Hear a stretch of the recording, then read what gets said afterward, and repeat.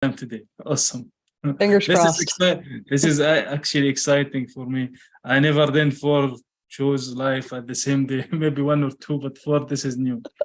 So, hello and welcome, Success Grid Nation, to this new episode with the Success Grid podcast with me, Hussein Talib, your host. In this episode, my guest, her name is Julie B. She's an award-winning entrepreneur, a leader of leaders, and an engaging storyteller. Julie has spoken for 14 years plus on topics like leadership, management, employee engagement, and morale, workplace culture, business ownership, and entrepreneurship. That's awesome. Julie's leadership insights have been featured on FastCompany, Forbes, Thrive Global, and more. Her forthcoming book with Matt Holt Books, The Business Owner's Guide to Burnout, is scheduled for release on early 2024. Julie, welcome to the Success Grid podcast. Thanks for having me. I am glad to be here. Awesome to have you here. So, Julie, actually, I don't know where to begin. You are like in management, leadership, entrepreneurship, business, like a lot of umbrellas, I guess. So, Mhm. awesome. So, Exactly. so first, tell us your story. How did you get into this? Why did you become an entrepreneur? Did you have a job before? How did you transition? Yeah, absolutely. So I'll just start at the beginning. I came out of college with a degree in accounting and went to work for PricewaterhouseCoopers and quickly learned that that was not going to be my career, not going to be, really just wasn't for me. So after a year in corporate America, I transitioned to working in small businesses, and I worked in small businesses for a few years, ultimately becoming a key employee to a business owner. And then in 2008, I lost my job and was not going to get another job with the housing market crash here. So I started a company. And I've been running that company, Be Smart Social Media. It's a marketing agency. I've been running that company now for over 14 years. And in 2020, I had been looking for kind of my next thing for a while, and I've always really been very passionate about leadership and entrepreneurship. And I literally had a friend of mine take a video that I did about leading remote workforces, because I've been working remotely since 2004. So I was creating content around that, and he literally took that video, lifted the audio, and started a podcast for me. And that is when I started really focusing on leadership, coaching, and consulting, especially specifically for business owners, because it's a totally different ballgame. I have led in both corporate America. I've led as a key employee in a small business, and I've been a business owner and a leader.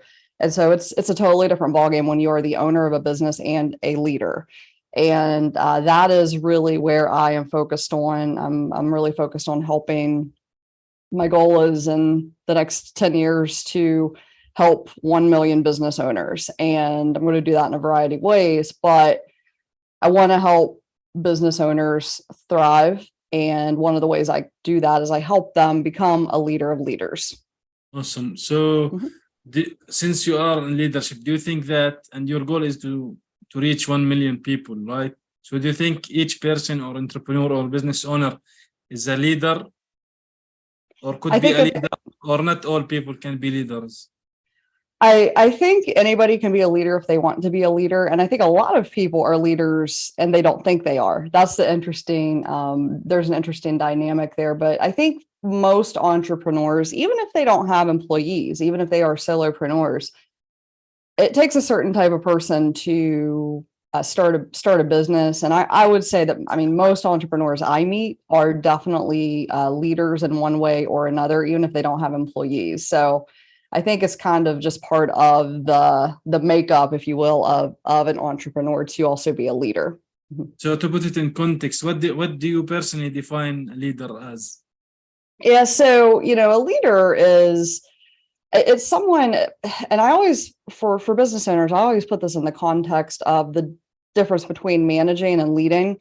Managing being a manager, and business owners have to do both. And being a manager is more about making sure the work gets done and all of the things that kind of go into that. But being a leader, on the other hand, that's all about the people who you work with or who work for you, the culture of the business that you're building, and the impact that that has on those individuals and your community, as well as the vision of the business. And it's kind of your job as a leader is to make sure everyone you're leading is on the same page about all of those things pretty much all of the time. So that's really, if you could manage to do that, there's some things that, I think make a good leader, being compassionate, understanding is one of them. But really it's about making sure that those three things, the people and the culture and the vision, are all kind of working together to move forward and towards whatever that ultimate vision is. That's really, I think, at the essence of leadership. So do you think, like, for example, there are certain skills or certain traits that people should be looking at to develop their leadership skills? Yeah, definitely. Especially as a business owner, and really any leader, I think the first thing that I would advise anyone who's interested in either becoming a leader or being a better leader would do is to really know yourself. So know your strengths and your weaknesses, your pros and your cons. Like, I think great leadership starts with self-leadership, and that starts with knowing who you are, knowing what your core values are, and all of those characteristics. And I often recommend that people take a couple of different types of assessments, because assessments are objective, and you can think you're good at something or not great at something, but if you take an assessment, it'll either validate what you already knew, or it will surprise you and maybe open your eyes to something that you can either work on or pursue, because it might be a strength or a weakness, just depending on which way you want to go with that. So at the core of it, you got to know yourself. And that starts with that self-awareness part. And then once you have a kind of firm grasp on that, then, I think it's really important for people to understand, especially for business owners. And I think most leaders have to do a lot of both managing and leading.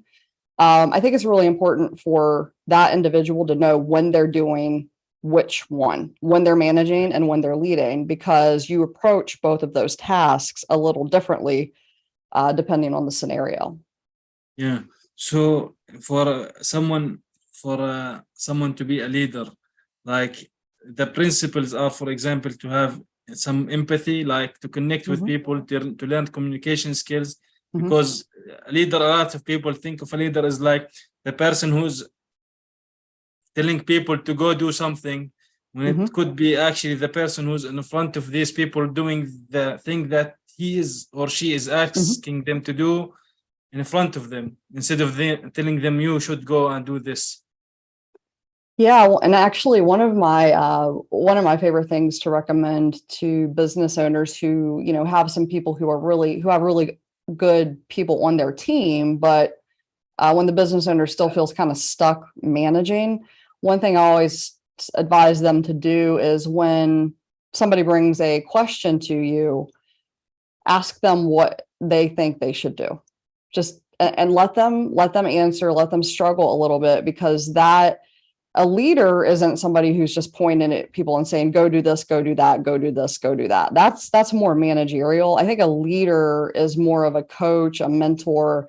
And I think, probably one of the best compliments a leader can get is that they helped somebody else become a leader. And the way you do that is you help people learn how to problem solve, how to be more resilient, how to be more resourceful on their own, because those are all skills that leaders need. So when an employee or a contractor comes to you and asks, what do you think I should do about this problem or this, opportunity? My favorite thing is to just turn it back around on them and ask them, what do you think we should do and why? And that, I think, is one of the easiest ways to, like, if you're looking for a quick, this is how you start leading, that there is probably one of the easiest ways to elevate your leadership skills. Awesome, because it shows the employees, for example, or someone who's asking, that you appreciate them for who they are, for what they do, for their mind. It's not like they are some kind of a machine that that they are can be turned on and off. So and you want, you want people to come to you with ideas and with with that energy, and you definitely want to harness that. You don't want to say no, but you also don't want to set up a system where everybody comes to you with every question they have. You want people to understand how to go about addressing a challenge, or going after an opportunity that's in line with the mission, vision, and values of the organization. One thing that I will ask is, how does this align with a core value of ours? Like, we just recently made a decision internally about something we're doing in marketing, and one of our core values is to be an ally to business owners. And that idea really that came from one of my team members really aligns with that value of being an ally. And so that's an opportunity. I talk about, when you're a leader, you got to make sure that your people are all moving in the same direction, and they understand the culture and they understand the vision. That's an opportunity to highlight, like, this is something we're going to do. And the reason we're doing it is, one, it's going to be good for business. And two, it aligns with our core values. Yeah. So how, speaking of culture and values, mission, and of the companies, so how do you teach people, the employees, especially let's say the newcomers to the culture of the business or company? Let them know that this is the company's mission, and this is like the most important core of it. So that, like you mentioned also, you don't want the employee to come ask the leader or the owner for everything that they might be able to solve themselves, right? You want to build leaders, so that does not make any sense if you want to owner and ask them for every little thing. So, and really starting with day one, reiterating what the vision and the mission and the culture, what those core values are with a new employee coming in. That really helps down the road, because it helps them when they're making decisions. They have a roadmap. They have, a filter to say, is this going to take us a step towards achieving the vision? Is this going to be in line with our mission? And is this thing that I'm thinking about doing or thinking about pitching, does it align with our core values? So if you start with that, it helps reduce some of the questions that will come to you, because they'll, they already have kind of a framework of what's expected. So I think, when you got to keep it simple. Like, so our vision is to help 1 million business owners by 2032. We literally just went through this entire year, we have gone through updating our core values, updating our mission, and updating our vision. And so we literally just landed on that vision. And the mission is to help business owners elevate from practitioner to become a leader of leaders, so that they can then go on and have and make a positive impact in their community. And then the way we do that is through coaching, speaking, my book, those types of things, interviews like this. That's kind of the what or the how we do it. From a culture perspective, though, I think it all starts with how we build it is from the bottom up. So we start with core values. We identify the core values, and then we go to culture statements or examples that highlight what the core values are. So if you have I call it a culture playbook, and it kind of highlights real life examples of decisions that have been made that embody our core values. And that is something that you can literally hand somebody on day one and say, this is how we act here. This is our culture. Like, this is a playbook for our culture, to give you some ideas of the examples and decisions and some things that we have done that have been in line with our core values, and a few things that have not been in line, and what happened when we followed that path. Just to give people an idea of what that expectation is. And usually, I think most people, when they're starting a new job, they just want to be successful. They just want to be accepted and appreciated and respected at work.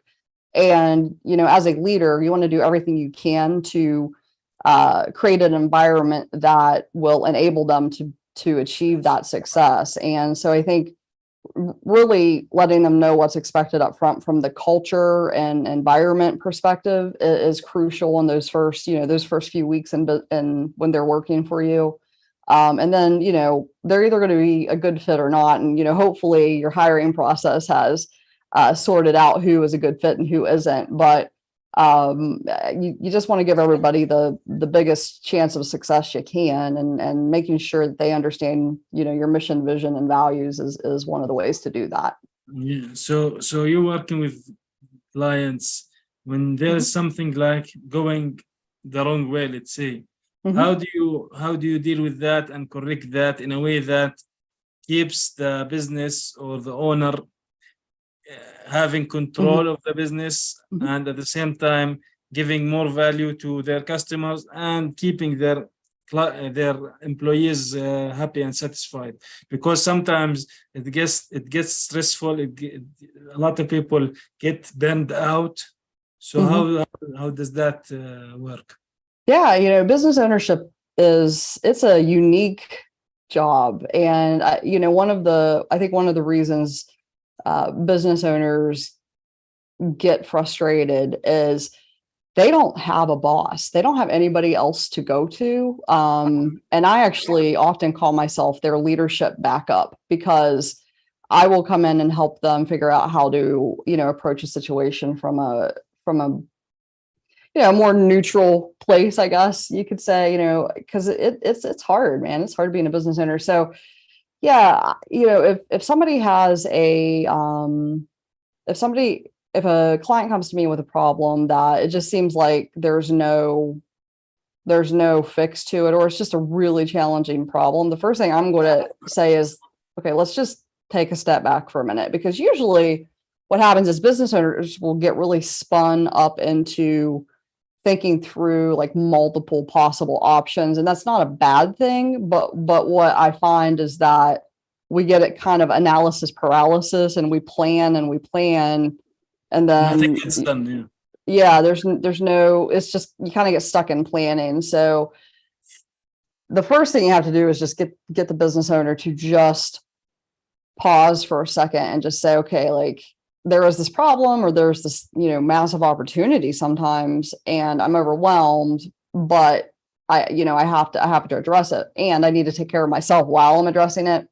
So that's the first step, is you got to get the business owner to just go from like here to, from all the way, on a 10, maybe get them down to like a 5, so that we can approach it more effectively. And then, we look at kind of what I'll usually do, and it's funny because even with my clients, they often know what the answer is too. So I'll ask them the same questions I ask my own employees.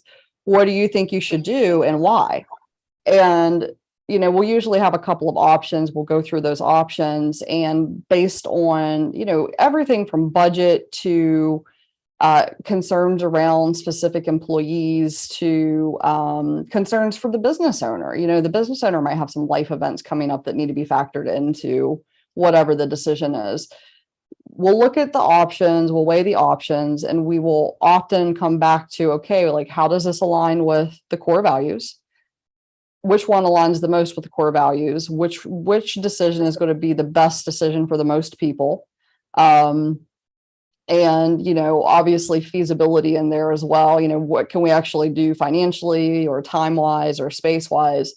Those are all things we look at, but it all starts with kind of getting the business owner to go from like a stress level of 10 to get them down to a 5, for them to just know, like, I'm here, we're going to figure it out. And, there are options. We just have to sort through them and make decisions based on these parameters that you had already set up. So that's really, the last thing you want to get into is a really hard decision where you don't have really any guardrails. That's what I preach, having guardrails in a lot of ways. And for the business owner, their guardrails really are the mission, vision, and values of the company, and how they want to show up too. Do they want to show up calm? Do they want to be, or what kind of business owner do they want to be? And usually most of them want to be calm and respected and also engaging. So we talk about that as well. Mm-hmm. Yeah. So leaders should, like, for example, they should have the initiative to do certain things and try to work on things. But can they take things all the time to a next level, for example, to a higher performance from employees, a better response to customers, increasing revenue for the business and company? Mm-hmm. Yeah, I mean, responding to customers, and one of the things that I think is really, I think it's really important for those, again, I know I'm saying it a lot, but the mission, vision, and core values to be available to everybody who's in your ecosystem, including your customers. Because, I think we all have to do business with clients and customers sometimes that maybe we don't want to do business with, but over time, if you reiterate those values, you find that you will end up with clients and customers who understand the decisions that you're making and why you're making them. And there are, you also have to, one decision that especially consumer based, well, really any, but especially consumer based business owners have to make is the customer always right, or is that something that you want to kind of live and die by? Because in today's world, that can really, I think a lot of businesses are making the decision that no, the customer actually isn't always right, and we are going to, there are very specific instances when the customer isn't right. And here's how we handle it. Because, for example, in online retail, I mean, you get one bad review on your Shopify or on your Etsy account, and that can ruin your business. I mean, that can literally ruin your business. So, and I've seen it happen over things like somebody ordered a very customized product. It had already shipped. It was almost to the person's house, and they decided they wanted to return it, even though it was clearly there was a no refund policy or no return on customized order policy. What does the employee do there? What does the customer service agent or the business owner do there? You have to stand by your, I think you have to stand by the rules that you set out from the beginning. And that's another thing that, we talk about. So I think that from a revenue perspective and from a, customer service perspective, having your employees understand, like, here are the rules, here are how we handle certain things. And, we always want to be respectful. We never want to yell, we never want to get into a fight with anybody. And it's okay to say no. It really is okay to say no sometimes, Yeah, leadership, like you mentioned, decisions earlier. Leadership, I believe it's about decisions. So when you make a decision, you should stick to it. Because now, whether it's right or wrong, you will know later about it. But yeah, it's kind of when I was a kid, when I was a teenager, I worked as an umpire in t-ball and in softball in my local neighborhood parks and recreation.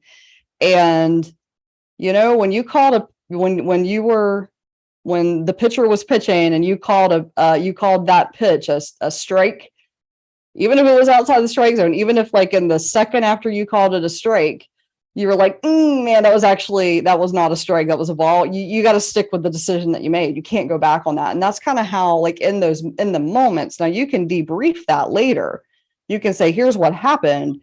Here's how we could have improved. Here's how we could have improved our response. But in the minute, you got to stick, you really got to stick with what you say, I think. And I think that all comes from, I mean, that is leadership too. That's showing yourself, that's showing up as a leader, knowing that you're going to learn something from it. Even if you think you're doing it wrong, you're going to learn something from it on the other side, and making sure you have time and space to learn those lessons. But I think you teach that to your people too. Like, I personally have a very, very strict no-show policy for meetings. I will get on a meeting on a Zoom usually. I don't do a ton of in-person meetings anymore because I work with people all over the country. But if somebody, I will get on a Zoom call and I will wait for 10 minutes. And if, now if the person emails me or texts me or calls me and says, hey, I'm running late, but I'm coming, that's thank you very much for doing that. But I've literally had people people don't do that sometimes. I wait 10 minutes. I don't send them an email. I don't pick up the phone and call them. I'm there waiting. And then I will wait 10 minutes, hang up the call, and then send them a follow-up email and ask them if they want to reschedule. And I've taught my employees to do the same thing. And so, we're a very client-centered B2B. Both companies are very B2B, working with some of our clients are, they are quite large companies, but, and that is about being respectful to yourself. And so, I have that policy. I teach my employees that policy because their time is just as valuable as the clients. And I really believe that. And I think that, setting that expectation with the clients as well is a really healthy thing to do. So, you practice what you preach, and also, that's that's a real life, I think, customer service example of, if you were running late, I get it. And I'm not going to just sit here for, 45 minutes and wait for you to come onto this call. We can reschedule, because it's about setting expectations and about respecting somebody's time. So that's a real life example. Mm-hmm. Exactly. And making a decision, because like we mentioned, the call can be rescheduled for whatever reason it is. Yeah. And you also have your own time, and your team have their time, and you have other people and other customers to deal with. So it's eventually you have 24 hours a day. You can't get someone that. Yeah. So a day is limited, I guess. And that is more about just there being an understanding. Yeah, time is limited, and a call might be scheduled for 30 minutes. Could I sit on Zoom for 30 minutes waiting for you? I could. Could I send you an email? I could, but it comes down to just respecting everybody, just being respectful. And so, I never want my team to feel like they are disrespected by our clients either. And so that's something that I have, I didn't used to do that, but I probably about 5 or 6 years ago, I brought in that policy because, I was getting frustrated about some of it, and I knew my employees were as well. So we made that policy. Mm-hmm. Well, like we mentioned earlier, we're talking about customers that there are a lot of business or people talk about that customer is always right. It's actually, he's a human eventually. So he might be wrong. So this customer might not be right fit for the business to be a customer or a client. Correct. So it's a good litmus test. It really is. It's like, well, this person has wanted a meeting for a couple of weeks, and we had it on the books, and then they didn't show up. And their response to the email was, "Oh, I totally forgot." Do I want that person as a client? I don't know. I don't really know. So it's a good litmus test just to kind of see where, where things are. I mean, I have a very, very sincere respect for people's time. And I think that is just one of the ways that I think that culture point comes out in our own behind the scenes here. So what do you would say one takeaway for the SuccessGrid audience to take from this episode?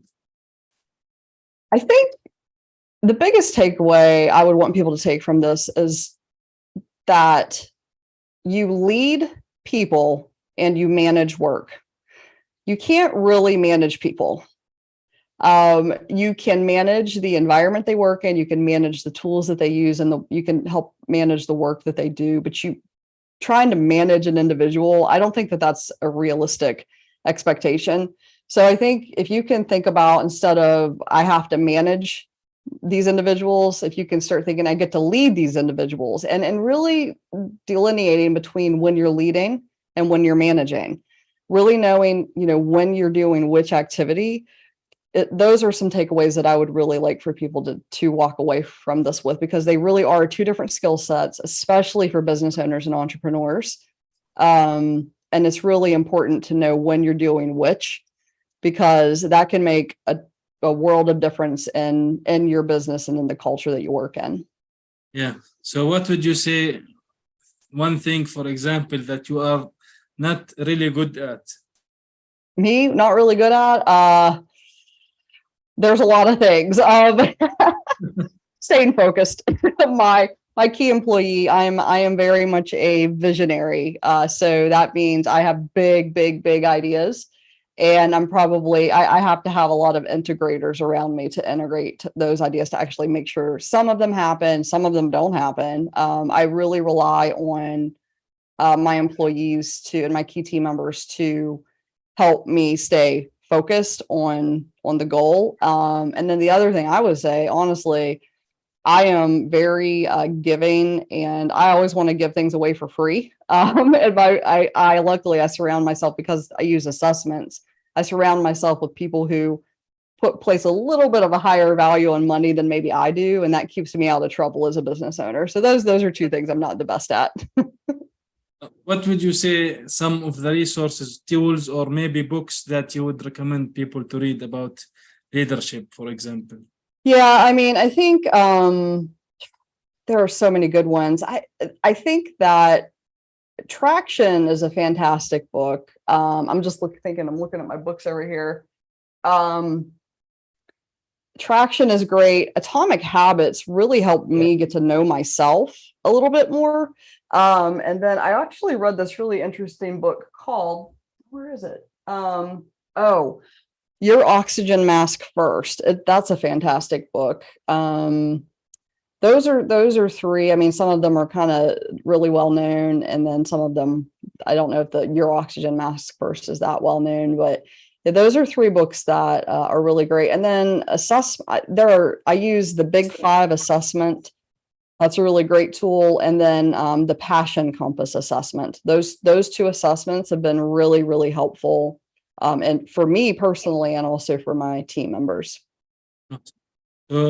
Julie, where can people get in touch with you to learn more about you, more about your business, and if they want to learn more about leadership and how to be a leader of leaders?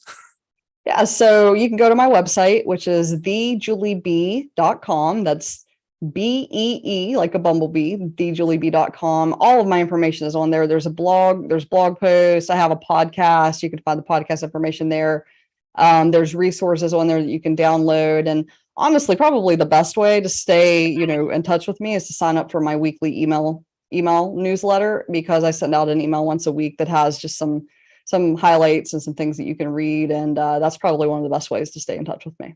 Awesome. Well, Julie, thank you for being here today in this episode of the SuccessGrid podcast. It's amazing information, thoughtful, and inspiring, actually. Thank you.